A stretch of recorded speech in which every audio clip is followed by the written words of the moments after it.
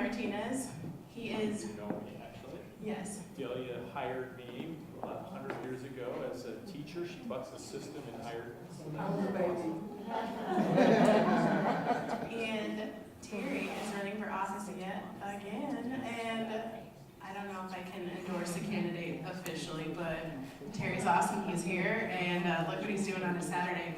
But Terry's done a lot of work with homelessness, youth, as part of Concrete Couch, just educating and creating change for everyone, and just a general good guy that I'm glad to know. So, Terry, thank you for coming. Thank you. And it's my honor to introduce actually Walter Fields, our next speaker, because as I was invited to moderate, facilitate, and that will be really easy because you guys are so good at questions.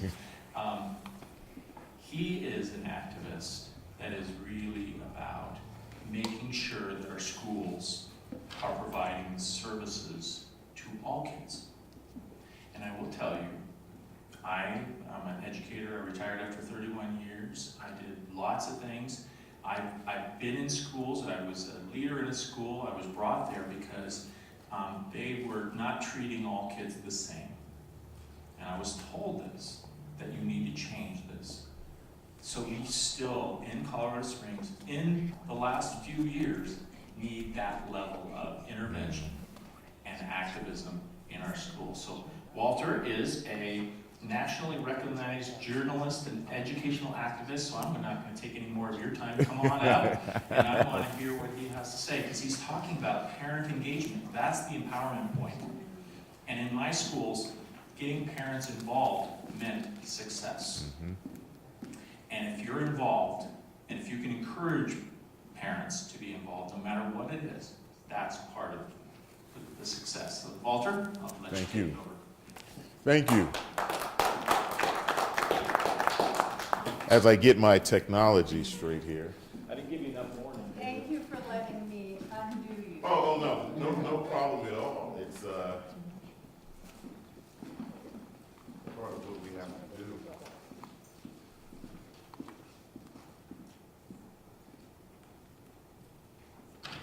All of these password protections and everything that we have today. First of all, good morning. Good morning. I am so excited to be here. And Judge, I really feel like I did when I was a kid coming out of church. You know, I feel as though I heard some truth, and now I've got to figure out how to make things better.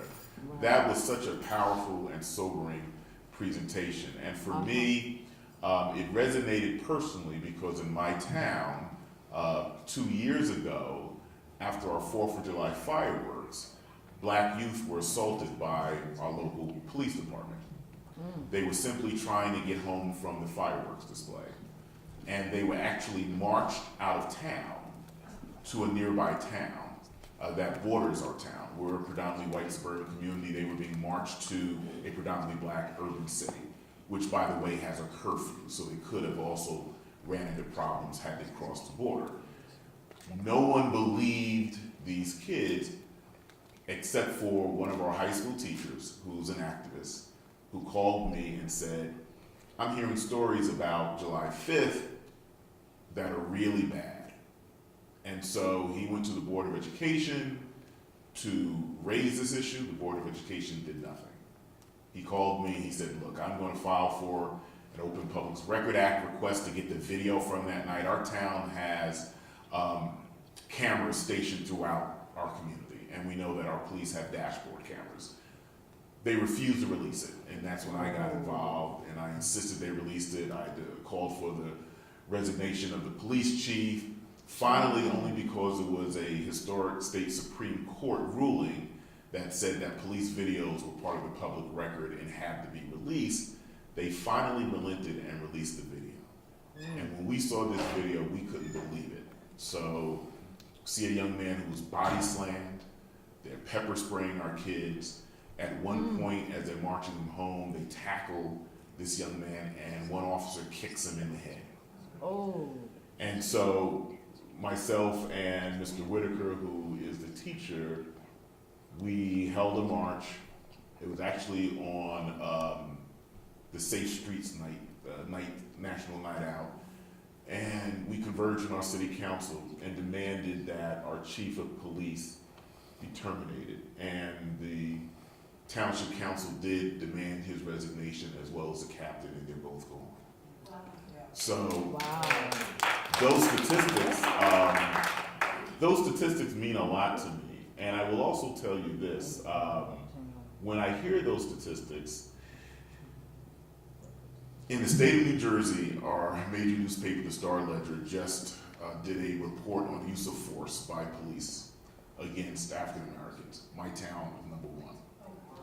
And so when you hear those statistics, for me, they're very real. They're not just numbers, because I've lived and breathed them. And so I just want to just say thank you, because that presentation puts in context what I'm going to talk about this morning.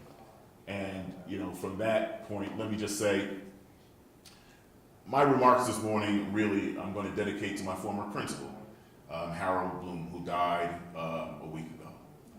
Mr. Bloom was principal of our high school for almost 3 decades. A towering man, 6'7", gentle as a giant. We had almost 3,000 students in my high school when I was there. He knew every one of them by name. He knew your siblings by name. And it was such a joy having him in our building. When I would see him in the morning, and I was, up until I was a senior, I was a very short kid. I was 5'5". I would run at him at full speed and give him a bear hug. And like, how you doing, big guy? I would call him big guy, I wouldn't call him Mr. Bloom. And he just would laugh. But he was the type of educator that I think every child deserves in their building. And a couple of years ago, I had the honor of leading the effort to rename part of our high school after him. His daughter called me and said, hey, can you help with this effort? We really need you. I said, you got me. And one of the things that I recall so vividly was an episode that I had as a student. So my mother, God rest her soul, passed away 4 years ago. My mom is my inspiration to do all of this, because she raised us. After my father died, I was 12 years old. My father died when I was in 7th grade, 2 weeks before Christmas. My mom never dropped the ball. My mom made sure that all of her children were going to have an opportunity to go to college. Still don't know how she did it. We were poor, but she said, you're all going to college. But when I was in 11th grade, I had a guidance counselor, African American, who told me, I don't think you're really cut out for college. I had the same thing. And my reaction was, okay. I went home that afternoon, told my mother. The next morning when I woke up, I noticed my mother was getting dressed early, and she said, come on. I was like, where are we going? Because I always walked to school. She said, oh, we're going to the high school.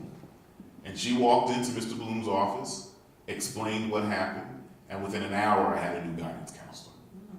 That's an educator, because he understood what that meant, and having that guidance counselor say that to me.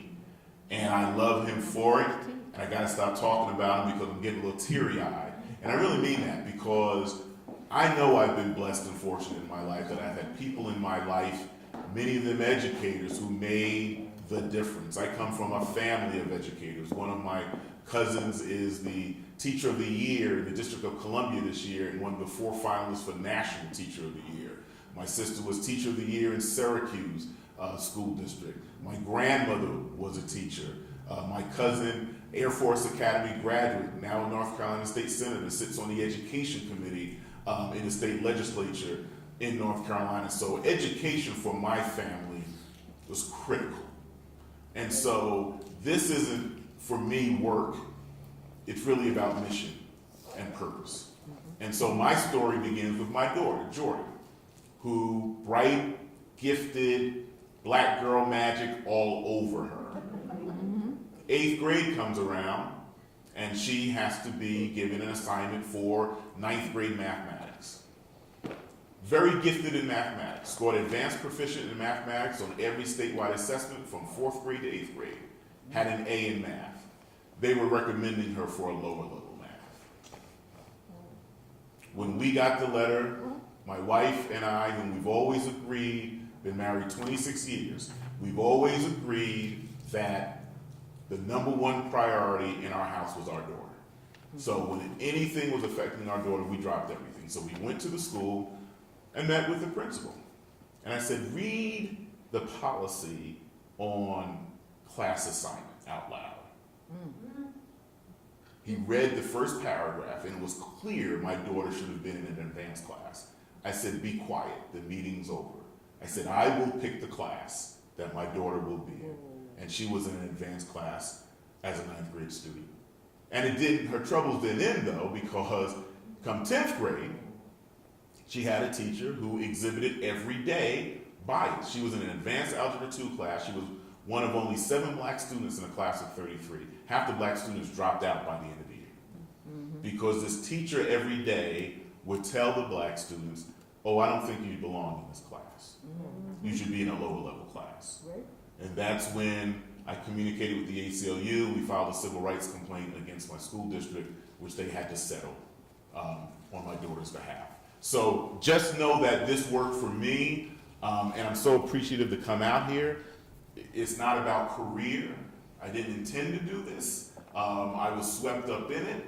But when you see your child impacted by something, if you have any sense of a soul, and there is a slide that will speak to this, you will realize that they are not the only ones being affected. Because we're not dealing with individuals, we're dealing with a system. And unless we address these systemic issues, none of our children will advance. And I tell teachers all the time, if you don't come to school every morning with equity firmly in your focus, then you are complicit in hurting children. And that's the truth. So my organization is the Black Parents Workshop. It was created out of sheer anger and frustration. And I'm going to be honest, there was no grand design to create a new organization. I just got angry. And I said, we've got to do something. And in my suburban middle class